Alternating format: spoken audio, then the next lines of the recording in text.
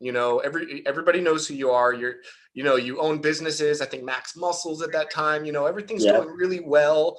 And one day you're in the gym working out, and all of a sudden, chest pains, and then you know what happens. Yeah, so I was actually training my clients, and I was training my client.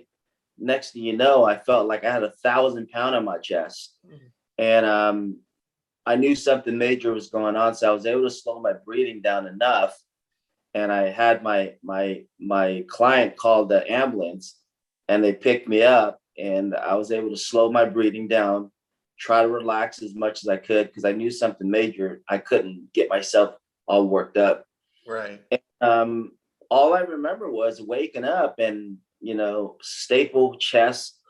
And basically they cut me open, and I had before I even got up, they gave my family that I was going to have a 10% chance to live. Like, they weren't sure if I was going to wake up. If I was going to wake up with brain damage and paralysis put together. Right. Right. And so miraculously, I got up and walking to point A to point B. I was out of breath, and I started training myself to walk, and then start getting on the treadmill slowly. And then I started running. Next thing you know, I started picking up the 3-pound weights, 5 pounds, 7 pounds. Next thing you know, 6 months later, muscle memory came back, and I gained everything back. Wow. And so that's when I decided, you know what? I don't want to end my career like that. I want to end it when I wanted to end it. Right. So that's when I came back, and I decided to compete in another show. And when a lot of the guys that saw my name on the roster, they're like, what is Dim doing to himself? Yeah, I remember. This was a big point of controversy. And I was a supporter, but a lot of people were worried.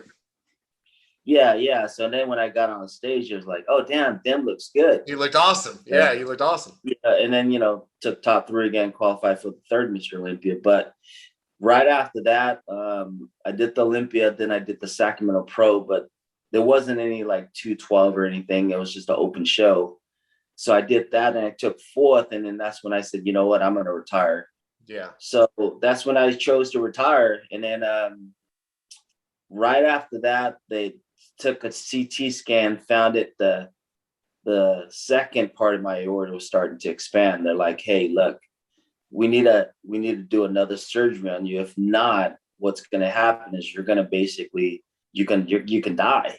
Yeah. So I said, you know what, let's do it. So then I came back, and then they cracked my chest again for the second time, did the second part of my aorta, fixed that. And then 2010, they said, you know what, the bottom part of your aorta is starting to expand too. We need to fix that also.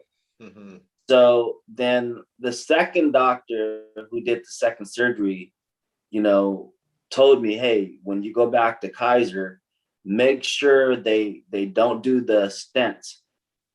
Make sure they do a full cut.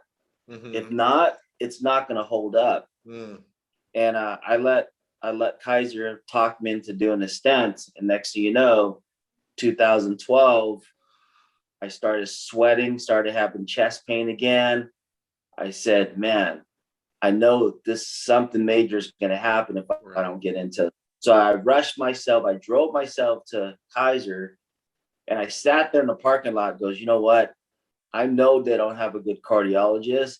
If I go in, I'm going to die. So then I drove myself to the second hospital who did the second surgery. And I went in, my blood pressure was 240 over 180. Oh my gosh. They rushed me in, hypertension, and they took me in right away. And what happened was the blood flow was going around the stent instead of through the stent. Oh my gosh. So the blood was just like seeping out. So they did an emergency cut. That's when they cut me from the back of my shoulder blade through my rib cage to the front of my stomach and opened me up, and then took the stent out, fixed me the right way. And then they had me in an ice suit for like 2 days, and I couldn't understand why. And I was freezing cold. And finally, after the second day, I said, please take this suit off me. I'm cold, I'm freezing. And then they took it off, and then the doctor came back in, and he looked like he was in tears. And he said, Kris, there's a chance you'll never walk again. You have a spinal cord injury. And then that's when I like touched my legs, and I couldn't feel my legs.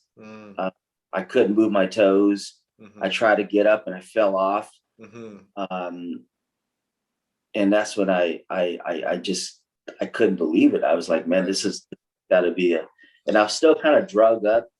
So I'm like, this is just a dream. It's not real. And then when reality sank in, and I just thanked the doctor, and I said, you know what, doctor, I said, you saved my life. And if the legs is something I have to deal with, I said, I'm going to walk again. I said, I'm not, you know what, I'm not really concerned with it. And that's when I took my journey. And, yeah, it's